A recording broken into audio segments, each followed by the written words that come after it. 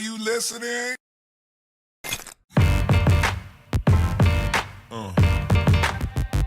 Breakthrough Media. Truth always wins out in the end because it outlives falsehood.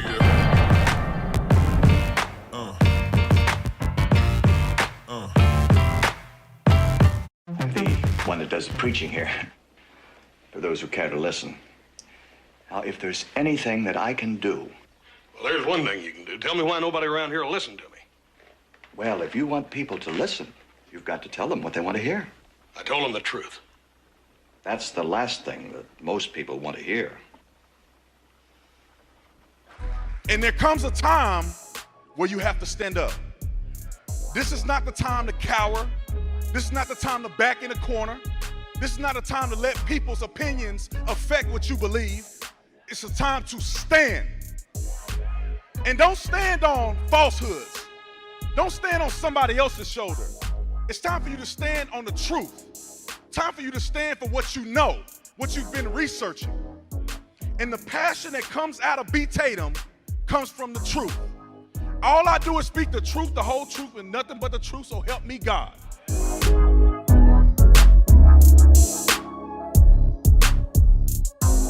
On today's episode of The Swamp is alive and well. The Senate unanimously passes a $2 trillion coronavirus relief bill, which includes money for things that have nothing to do with coronavirus relief, including raises for the House of Representatives. Welcome to another episode of Zeducation.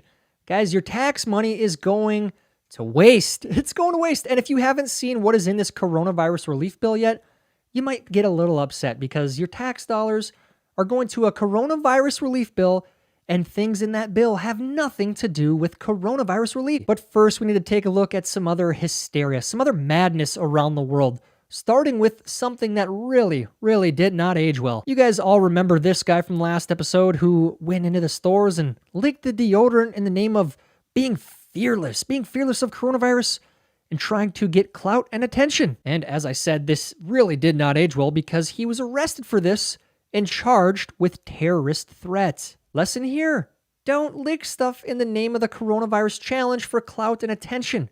You're an idiot, and you will get arrested. Also, while we're on the subject of idiots around the country, don't be this guy. Do not be this guy.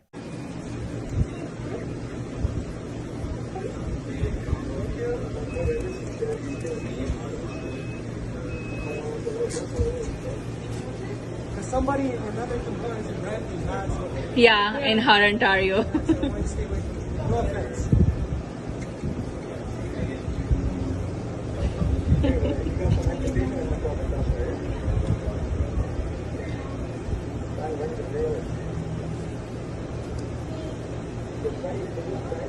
Thank you, sorry, thank you. Stop, wait.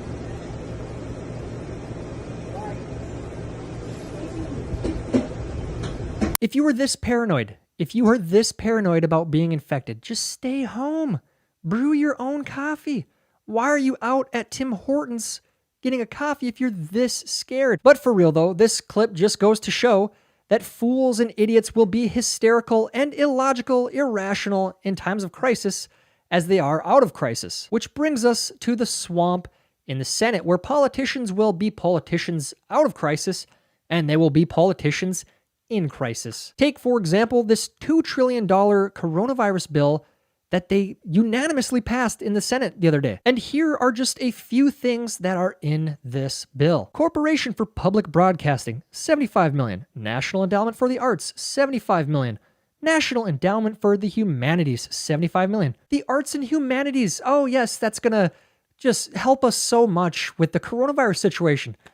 Let's funnel money there. Makes so much sense. What else do we got here? The Institute of Museum and Library Services, $50 million. The Kennedy Center, $25 million. And the Kennedy Center, let me remind you that last September they finished a $250 million construction project. They just got $250 million. Why not give them $25 million more in a bill that has nothing to do with the Kennedy Center? Moving on, we have the National Oceanic and Atmospheric Administration, $20 million. Legal Services Corporation, $50 million.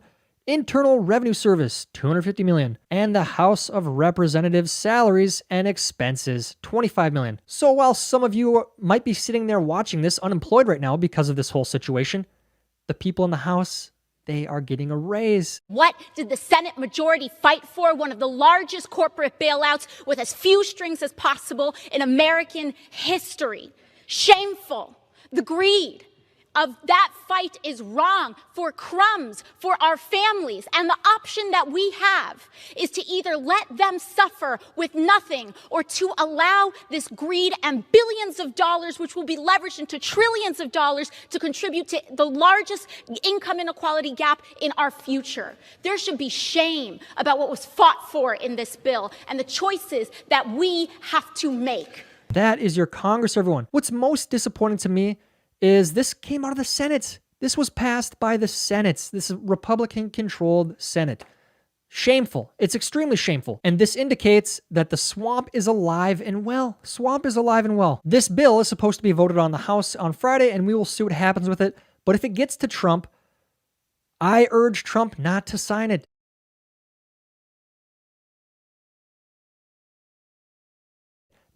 Don't sign this until all of that fat gets cut off of this. This is our tax money. Coronavirus bill. None of this has anything to do with coronavirus. Pass these separately. Quit wasting our time. Quit wasting our tax money.